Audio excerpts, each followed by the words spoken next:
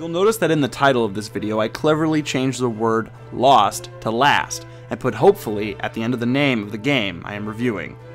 This is because I indeed hope this is the last world Sonic explores.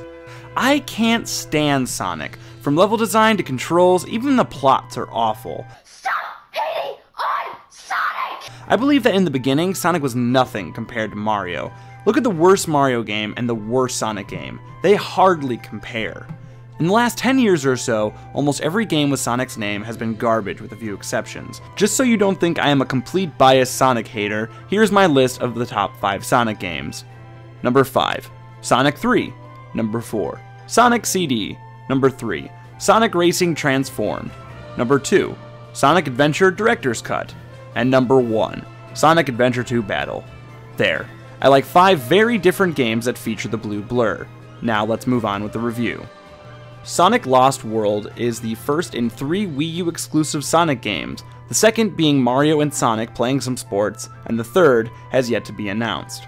It was released October 16th to some pretty awful review scores, and obviously fans of the fastest thing alive were pretty pissed off. Idiots!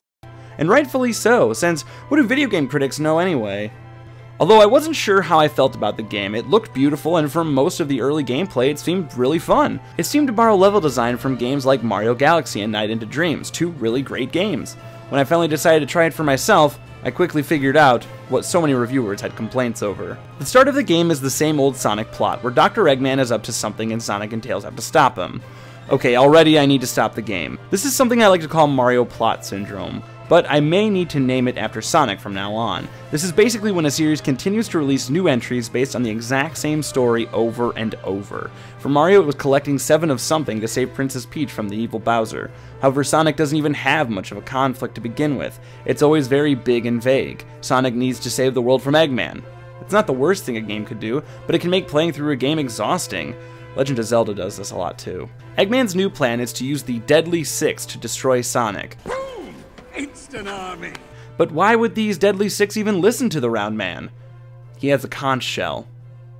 A magic conch shell that controls the Deadly Six. Magic conch shell? You mean like this? So after defeating 2 members of the Deadly Six, Sonic accidentally destroys the magic conch shell, which allows them to have their revenge on Eggman and the world. The cutscenes in this game are so inconsistent. Some look incredibly rendered and wonderful, whereas most others are just Eggman talking to the Deadly Six in an all-black room. Little to no effort whatsoever. Plus they recycle a lot of shots. The gameplay in Lost World takes bits and pieces from previous Sonic games and meshes them together into a world that feels very much like Mario Galaxy. There is nothing wrong with trying to make a game that feels similar to the Galaxy, since it was a pretty incredible game, but the amount of liberty they take in borrowing level design, boss choices, and general aesthetics is astounding, especially since it doesn't even come close to the quality established in Galaxy. Interestingly enough though, Lost World looks a lot like a previous Sonic title that never saw the light of day.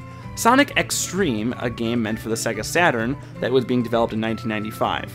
It featured 3D tube-like worlds for Sonic to run around in, but was ultimately cancelled. The Sonic team has mostly denied that Lost World got its design from Xtreme, as most of the developers working on Lost World didn't even know about Xtreme. Returning from Solid Colors are the Wisps, which play a pretty small role in the game. Every level has a specific Wisp that really only seems necessary in scoring points or finding shortcuts. I really didn't like the Wisps in the game, as they felt forced. They worked well in Colors because levels were designed around them. Levels have the illusion of multiple paths, but it's really just a matter of which side you run in a 3D world. You can run, dash, double jump, and use your homing attack, just like most Sonic games, but the controls feel like mush. There is too much delay in hitting a button and having an action take place. The running in this game is so slow and everything is trying to stop you. To run faster, you must hold down the ZR button. The developers claim that this was done to allow for more precise walking. I'm sorry, but that isn't what Sonic is about. I would never play a Sonic game if I was looking for precise platforming. It has always been the weakest element in Sonic. What made Sonic cool was his insane speed, but in this game, they seem to have forgotten that. A lot of people thought it was hilarious that Amazon was offering 20 extra lives as a pre-order bonus. I know I sure did. But after playing through the game, I understand now. Dying in Lost World is so easy and horribly frustrating. Rarely is it the player's fault, and the game seems to be aware of this, since if you die enough times, they allow you to skip ahead in the game. This seems to be a popular thing in kids' games these days. Mario had the white Tanuki suit that made you invincible, and Donkey Kong Country Returns had the invisible white gorilla mode. But in Sonic Lost World, they straight up let you skip ahead. Every world in the game has 4 main levels and 1 minigame. Levels vary from full 3D stages to 2D classic style levels. The second stage has the first showdown with a member of the Deadly Six, and the 4th level lets you have your final showdown with them. They take you through the usual grassland, desert, ice stage, etc., since no one is capable of coming up with original biomes in video games anymore. Boss fights range from easy to boring, but never feel very challenging. To be honest, Sonic Lost World has very few strengths, but I can name a few.